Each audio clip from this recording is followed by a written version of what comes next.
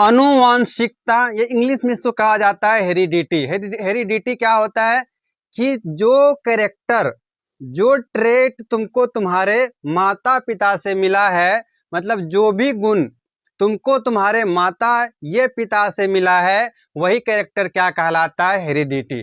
Heredity का साफ मतलब है कि मान लो ये हाइट वाले लिए, एक मान लो तुम्हारे पिताजी क्या है, वो टॉल है, और माताजी क्या है, ड्वार्फ है, मतलब क्या, थोड़ा सा छोटा है। तो इस कंडीशन में क्या हुआ कि इसका भी आया और इसका भी, दोनों का गुण आपके बॉडी में आया कि आप लंबे हुए, ये तो पिताजी का गुण आ गया। लेकिन क्या कि आपकी मम्मी गोरी है तो आप भी गोरे हुए, ये किससे गुण आया, माता जी से गुण आया, मतलब आपके मदर से गुण आया। तो आपके बॉडी में जो भी, आपके शरीर में जो भी गुण आपके माता पिता, चाहे वो फादर से आया हो चाहे वो मदर से आया हो, इसी को कहते हैं हेरिडिटी।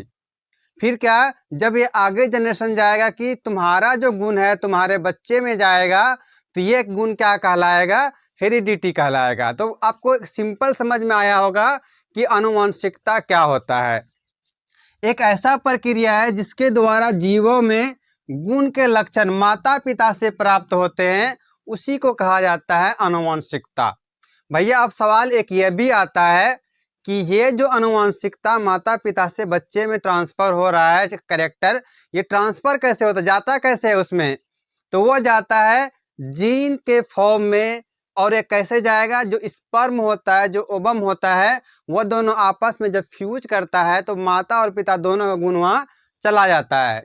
कैसे जाता है, बताए कि डीएनए का एक छोटा सा टुकड़ा क्या है, जीन है, और वही जीन क्या करता है, कैरेक्टर को कंट्रोल करता है। चाहे वो हमारा हाइट हो, कलर हो, हेयर कलर हो, आई कलर हो, कुछ भी हो, सबको कंट्रोल कौन करता है, जीन करता है। मतलब जीन क्या है, एक डीएनए का छोटा सा टुकड़ा है।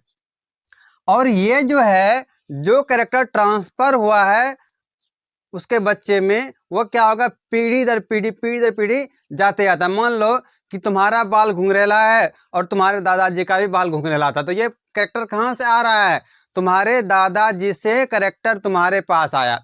मतलब क्या, तुम्हारे दादाजी से कैरेक्टर तुम्हारे पिताजी में आया, पिताजी से तुम्हारे में आया। मतलब क्या है कि ये पीढ़ी दर पीढ़ी आगे बढ़ रहा है।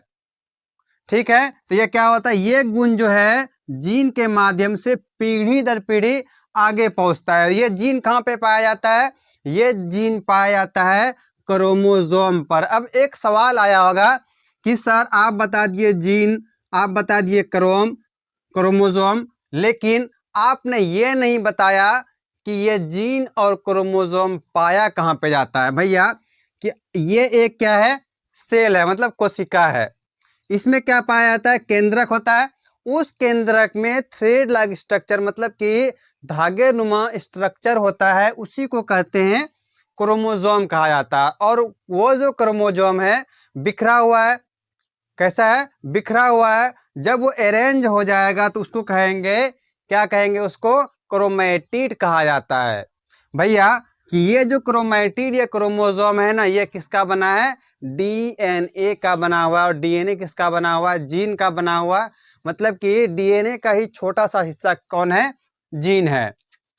अब बात करें कि ये जो जीन कहाँ पे पाया जाता है, क्रोमोसोम पे पाया जाता है, जो कि आपके बॉडी का कैरेक्टर, मतलब लक्षण को ये कंट्रोल करेगा।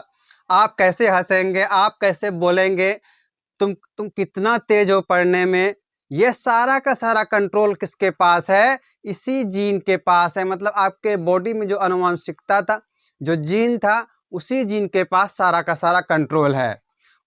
चाहे आपका आई कलर हो, हेयर कलर हो, स्किन कलर हो, ये फिर इंटेलिजेंस हो, या फिर आपका हाइट हो, सब किस पे डिपेंड है भैया, सबका सब डिपेंड है, इसी जीन पे डिपेंड है। ये जीन आपके बॉडी में कैसा है वही डिसाइड करेगा कि आप लंबे होंगे, गोरे होंगे, काले होंगे, सब डिसाइड कौन करता है, जीन डिसाइड करता है। तो आपको अनुवंशिकता समझ में आ गया। उसके बाद चलते हैं वेरिएशन।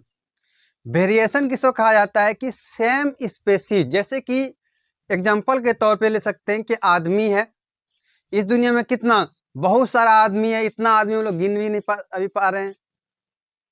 भैया इस दुनिया में बहुत सारा आदमी है, करोड़ों करोड़ आदमी है।